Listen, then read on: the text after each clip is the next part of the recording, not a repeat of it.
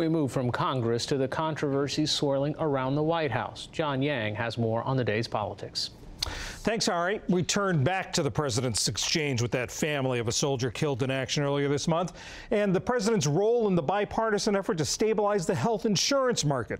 For that, I'm joined by Karine Jean-Pierre. She's a senior advisor to MoveOn.org, a contributing editor to Bustle, an online women's magazine, and a veteran of the Obama administration. And Matt Schlapp. He's the chairman of the American Conservative Union and the former White House political director under President George W. Bush. Matt, Karine, welcome. Karine, let me start with you. We've heard the reporting about the journalistic scrutiny into these telephone calls, contacts the president has with Gold Star families, not just the phone call yesterday, but others. The White House is pushing back, saying it's disgusting that journalists are looking into things. But hasn't the president brought this on himself in some sense by making the comparison between what he does and what previous presidents did? That's exactly right. That's how he started off the week. He wanted to change, I'm assuming, the press, because the day before he started turning the story around, we were talking about Moron and Adult Care Center. So here's the thing. This is not new. This is a TV episode in a reality world that we have seen before. He kicked off his presidential campaign attacking John McCain and his military service. He also, once after he got the Republican nomination back in 2016, he attacked another Gold Star family, the Khan family. So this is a reoccurring kind of position. And then he starts off the week saying, oh, Obama and presidents before him didn't do the same, didn't do that, didn't have a kind of how to honor soldiers. And so did Bush, which is somebody that you worked for. So there is a pattern that is quite bizarre and disturbing for a president, a commander-in-chief, to have. Matt, what's your take?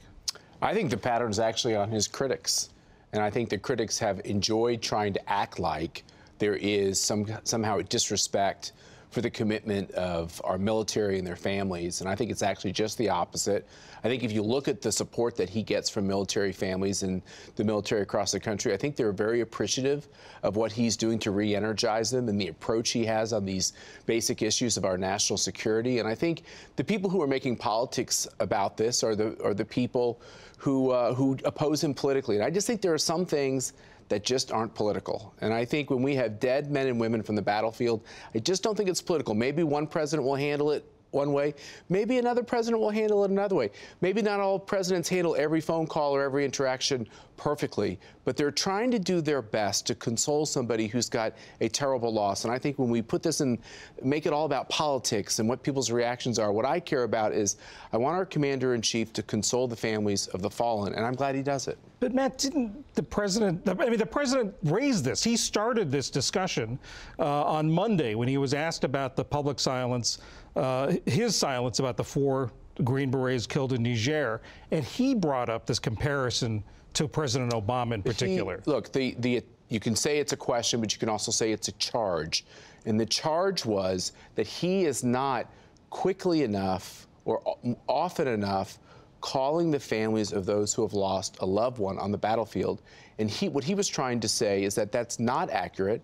And it's not accurate to say that all presidents do it a certain way. And quite frankly, it's not accurate to say that President Obama called all these families, which is what we saw with the example of General Kelly and the loss of his son. So, look, I don't criticize President Obama for the way he handled his contact with these families. I don't criticize President Trump with the way he's trying to console people. I don't criticize President Bush, and I saw him do it. It's a tough thing to do. And sometimes, by the way, those parents give you a piece of their mind, and that's part of this too.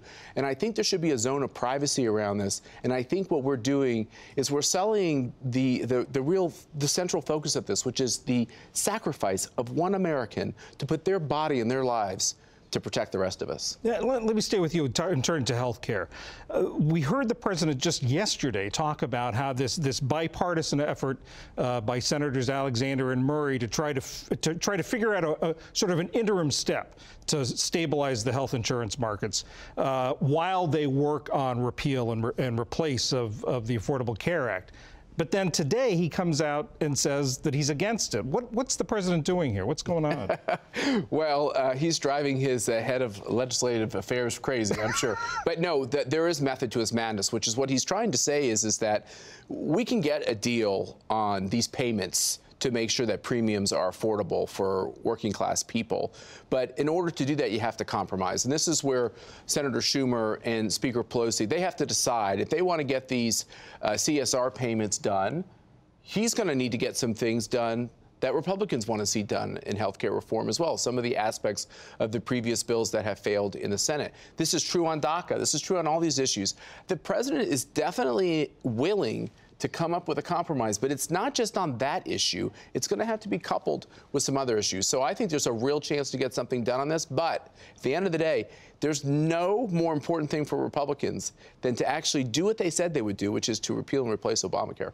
So, Karine, is this up to the Democrats to get this thing through, or is it to the Republicans? Look, I think that this bipartisan deal was amazing. It's hard to get Republicans and Democrats to agree that today is Wednesday. So the fact that this happened is actually a big deal. And I think the only reason you would oppose this is if you want the premiums to go up and if you want to sabotage the healthcare system. So this is what the American people sent them to do on the Hill, which is work together and bring something forth. And the other part about this that's really bizarre to me is nearly every piece of legislation that Republicans have brought forth on health care since Donald Trump has been president has had a CSR component to it. So what's the difference here? This is something that will help poor and sick people get health care. This is a very simple fix. It really will help the health care individuals. He's willing to fix this question around CSRs, but it has to be coupled with the other reforms, and that's why it was a component. But he's politicizing it just like he does with Gold Star Family. It's Democrats and Republicans working together.